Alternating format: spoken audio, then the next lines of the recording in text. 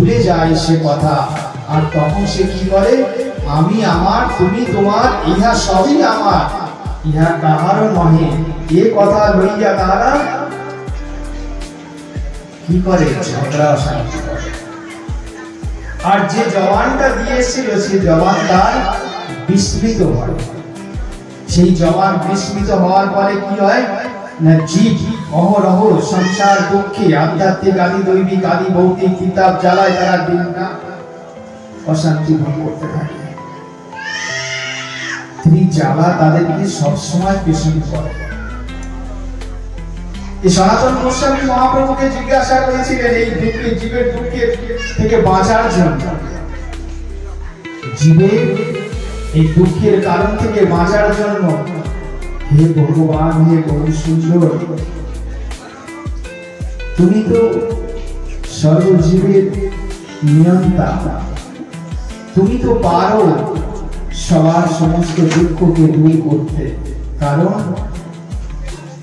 সত্য ত্রেতা দাপর কালে বধিয়াছিলে অস্ত্র ধরি,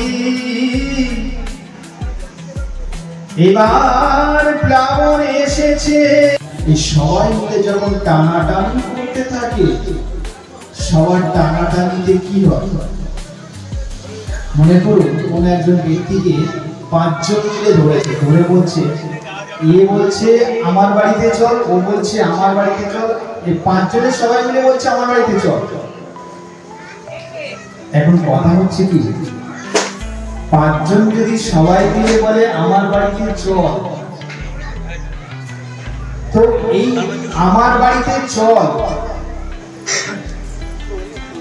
তারা কিভাবে না, সবাই সবার মতো হাত ধরে পা ধরে টানাটানি করছে একজনকে। সবাই সবাইকে যদি একজনকে হাত ধরে পা ধরে টানাটানি করে, তাহলে তার পরিণাম কি হতে পারে, এটুকু নিশ্চয়ই আমাদের বুঝতে কারোর অসুবিধা হচ্ছে না। এক ব্যক্তিকে যদি 5 জন মিলে টানাটানি করে বলে, মারার জন্য না, সবাই মিলে যদি বলে আমার বাড়িতে চল, আমার বাড়িতে চল, সবাই মিলে টানাটানি করতে থাকলে বস্ত্র ধরে টানলে বস্ত্র খুলে যাবে, হাত ধরে টানলে হাতগুলো খুলে যাবে, পা ধরে টানলে পা ছিঁড়ে যাবে, সবাই টানছে। তো সেই জন্য তখন তাকে ডিসিশন নিতে হবে আমি কার বাড়িতে যাব, তাকে ডিসিশন নিতে লাগে আমি কার বাড়িতে যাব, রামের বাড়িতে যাব, ক্রোধের বাড়িতে যাব, লোভের বাড়িতে যাব, মোহর বাড়িতে যাব, কার বাড়িতে যাব।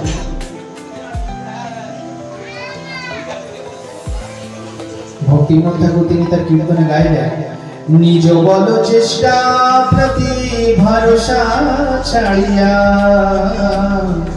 নিজ বল চেষ্টা প্রতি ভরসা ছাড়িয়া, তোমার ইচ্ছাই আছে নির্ভর করিয়া, তোমার ইচ্ছাই আছে নির্ভর করিয়া, আমি আমার নিজের বল চেষ্টা ছেড়ে দিয়েছি।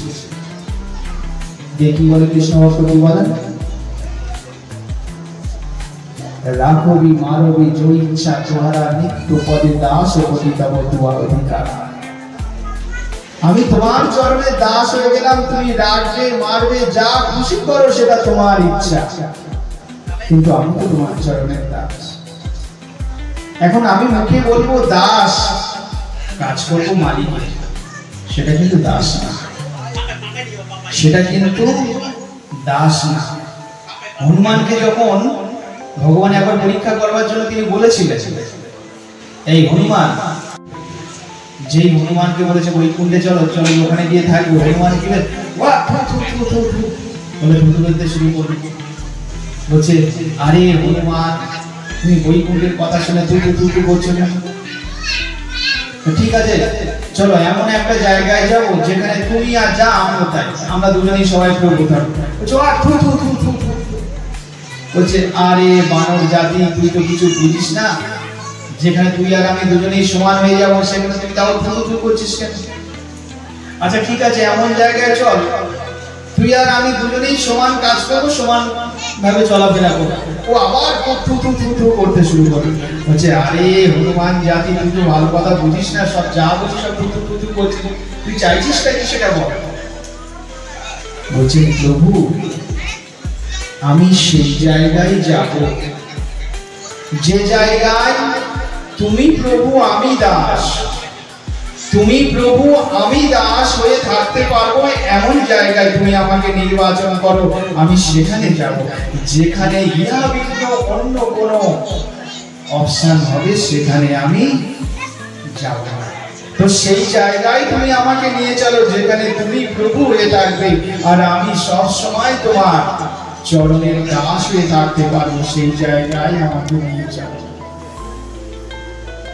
প্রদ্যুম্ন ভগবান যখন বললেন পরশুরামকে, আরে হে প্রভু কেন তাহলে ব্রহ্মের অংশ হয়েও তারা ব্রহ্ম বিমুখ হইয়া পড়ে? ও যে ব্রহ্ম বিমুখ হয়ে পড়ে এটাই কৃষ্ণ বহির্মুখতা জীবের দুঃখের কারণ হয়ে পড়ে।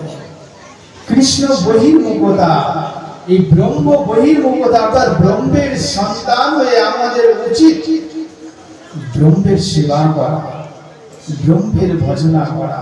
কারণ জীব জন্মাবার আগে তারা গর্ভে এই জবান দিয়ে আসে যে আমি সৃষ্টি হওয়া মাত্রই তোমার সেবা করব, সৃষ্টি হয় তোমার সেবা করব, কিন্তু জন্ম হবি মাত্র জীব